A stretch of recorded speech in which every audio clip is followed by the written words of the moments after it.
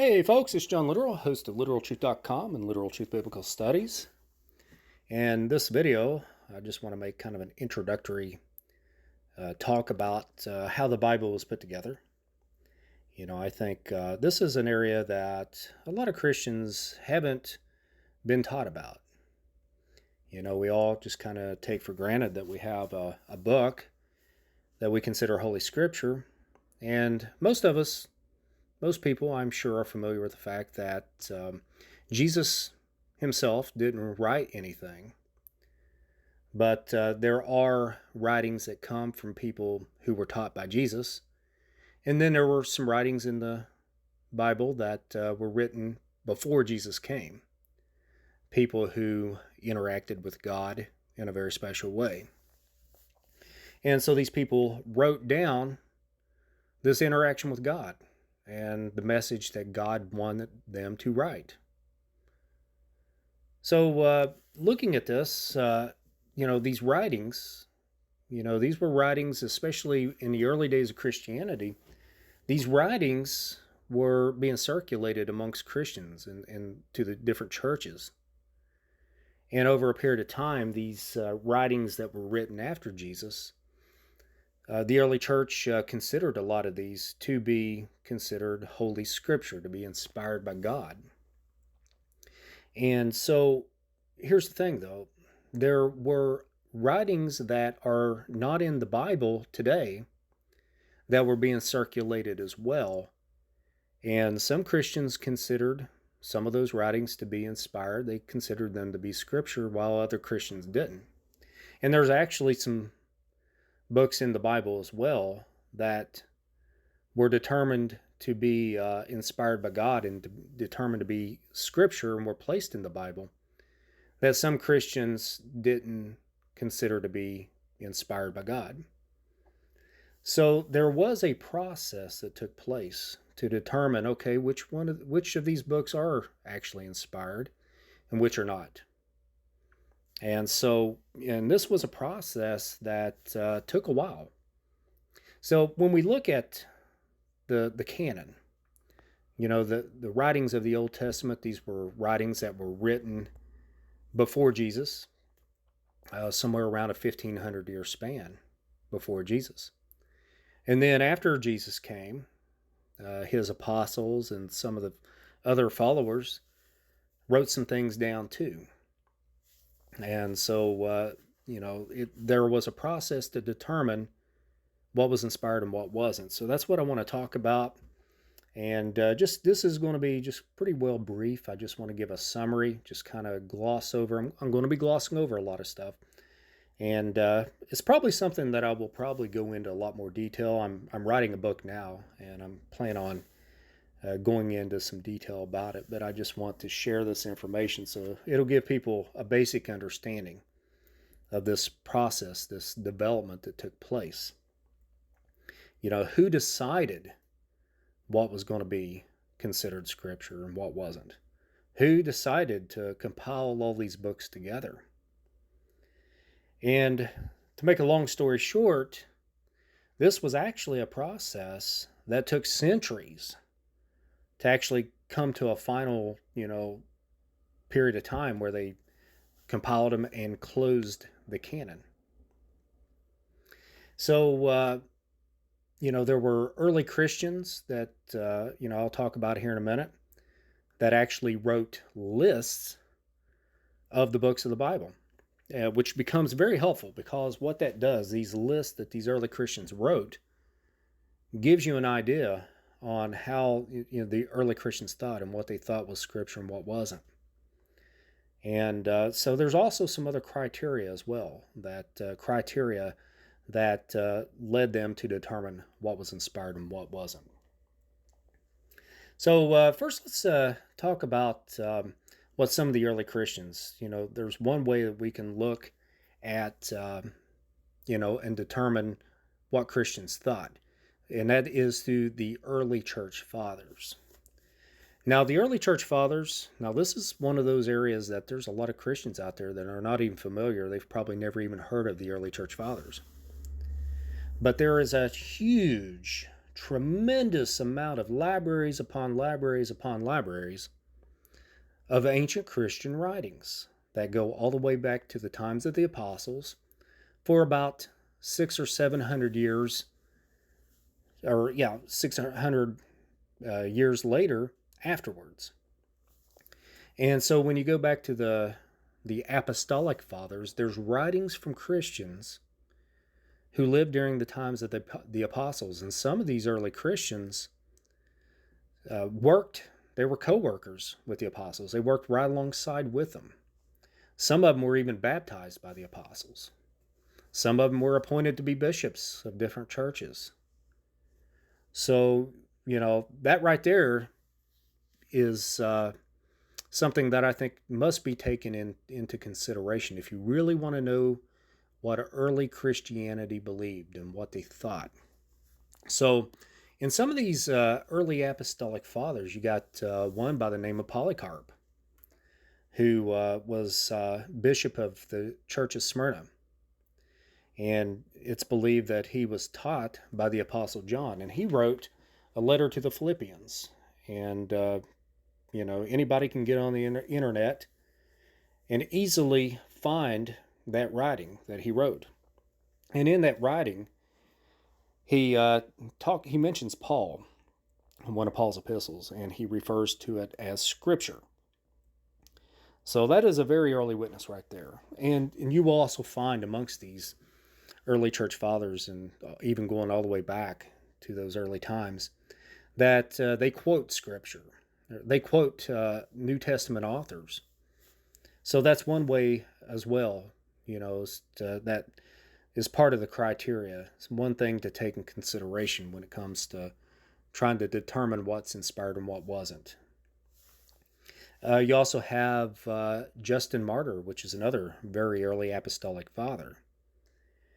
And, he also refers to some of the scriptures or some of the New Testament writings as, I think he calls it the memoirs.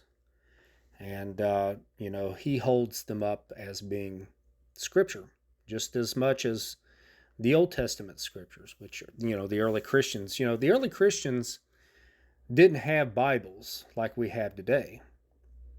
And so, a lot of times they just depended upon some of these single letters and single accounts that were written. And so, it was pretty well determined even in very early times in Christianity. Most of the New Testament books were already considered to be scripture at that time, but the New Testament books weren't. And so those periods of times when these early Christians referred to these New Testament writings as scripture, that shows you that, there were some writings that they did consider to be inspired by God. So, like I mentioned, you got Polycarp that refers to one of Paul's letters as scripture. So he held it at the same level as the Old Testament writings. Justin Martyr. And then there was another very early Christian by the name of Irenaeus of Lyons. And he wrote a tremendous amount of content. It was a writing called Against Heresies. And he also refers to the four Gospels, which you know what the four Gospels are, and considered those scripture. And he also even gave some criteria on how to determine, what was scripture and what wasn't amongst, these New Testament writings. And that criteria, is whether it's apostolic or not, whether it was an apostle that wrote it. And, so that's one thing that would obviously, be something that early Christians would consider to be inspired by God is, whether it was written by the people that were taught by Jesus himself. And so when you look at the 27 books of the New Testament, most of those writings were written by people that were taught by Jesus. They were eyewitnesses of Jesus and were part of the 12. Now, Paul, we have 13 epistles, possibly 14 if you count the book of Hebrews. that were written by Paul. Now, Paul wasn't one of the 12 that walked along and was taught by Jesus, but traditionally it's believed that Paul was on the road to Damascus, was actually converted to Christianity by Jesus himself.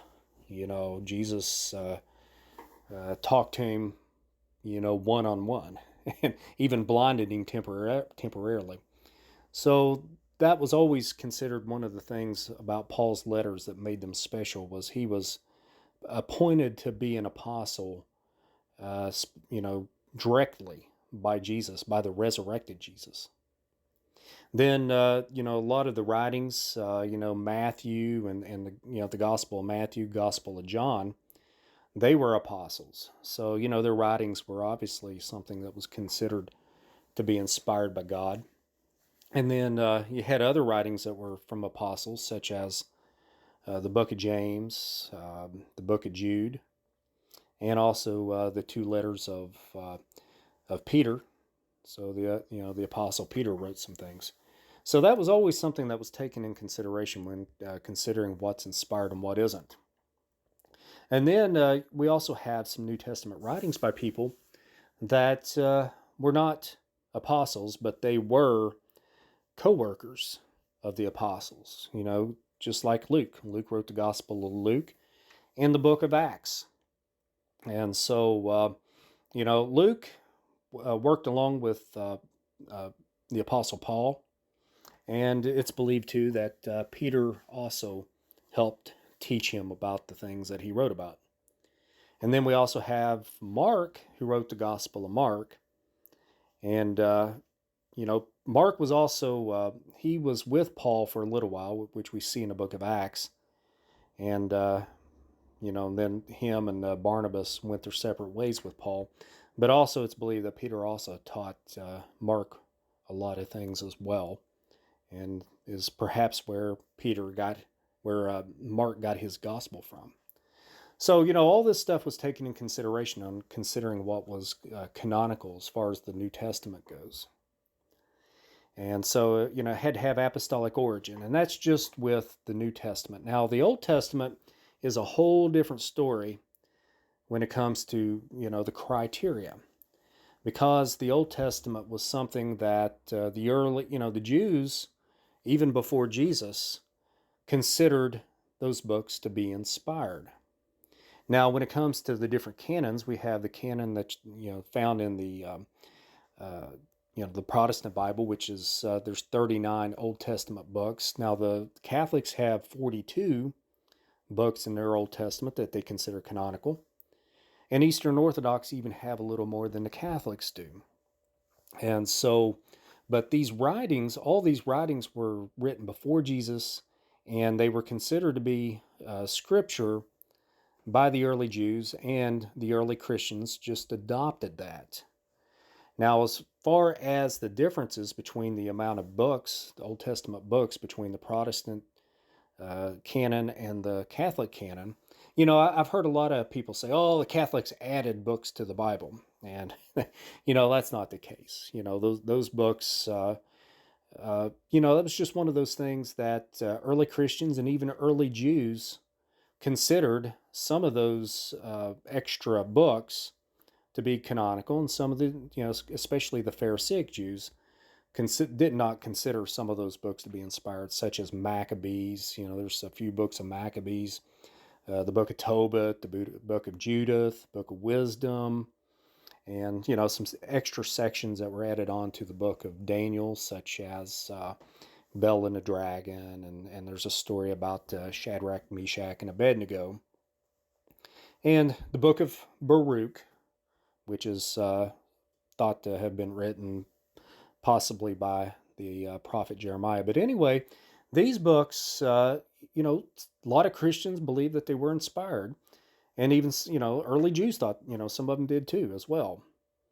So, but what happened is the Protestants adopted the canon that most of the Pharisaic Jews considered to be the canon. And then some Christians just held to that, as even later Christians considered that. So it was a matter of trying to determine what was, scripture and what wasn't, just like the New Testament. It was a process.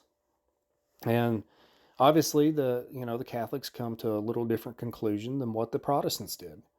Or well, vice versa, actually, Protestants come to a little different conclusion than what the Catholics did. And same way with Eastern Orthodox. So, it was a matter of just, and the process a lot of times took place by way of church councils.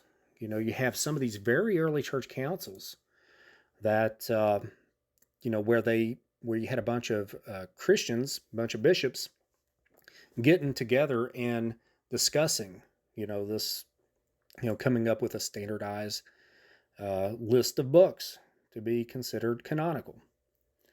And one of the early councils was, I'm looking at a list of councils here, and was the Council of Rome in 382 A.D.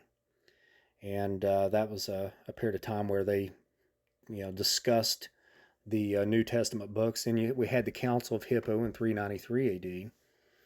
And then the Council of Carthage in 397. They all, just, trying to iron it out and figure out, can they come up to a consensus? And really, the councils, the Ecumenical Council of Nicaea, the Second Council of Nicaea in 787 AD, and then the Council of Florence, and which was a Catholic council in 1442. Luther, actually, with his translation in 1536, he actually removed some of the New Testament books. He didn't consider, Martin Luther didn't consider Hebrews, James, Jude, or Revelation to be canonical. And then it was actually finalized by the Catholic Church in 1546 at the Council of Trent, where they, for once and for all, defined what the canon was, and then they closed the canon. So, you see that this was a process that took a long time. And there's different lists of that were given by early Christians, starting in around 170 to 200 AD. There's the Muratorian canon, where a very early Christian put together a list. And you'll find that these lists amongst these early Christians, we got one by Origen, we've got one by Eusebius of Caesarea, somewhere between 263 to 339 AD. He gave a list, and he actually gave some of the criteria of what took place. Cyril of Jerusalem, also in his catechetical lectures, somewhere around 386 AD. The Synod of Laodicea in the 4th century. And the very popular list that's given by Athanasius of Alexandria, he gave a list of New Testament books as well. And that's a list that Protestants and Catholics both consider really authoritative in a lot of ways. Gregory of Nazianzen gave a list. The Apostolic Constitutions is another writing, very early writing from around 375 AD to 390. Gives a list of New Testament books. Epiphanius of Salamis gave one around 400 AD. And, it goes on and on and on. And you will find amongst all these lists, and, the last one that I put down, and I'll put this on my website so you can actually read these lists. And I'll put a link to that in the description box below. But the final one that I put there was from an early church father, John of Damascus. He was one of the last of the early church fathers. Somewhere around, he died somewhere around 749 AD, and he gave a list as well. And all these different lists that all these different early Christians gave, they varied. They were not all exactly the same list. Some considered certain books of the Bible, or they considered some things to be scripture that was never put in the Bible, that was never considered canonical universally.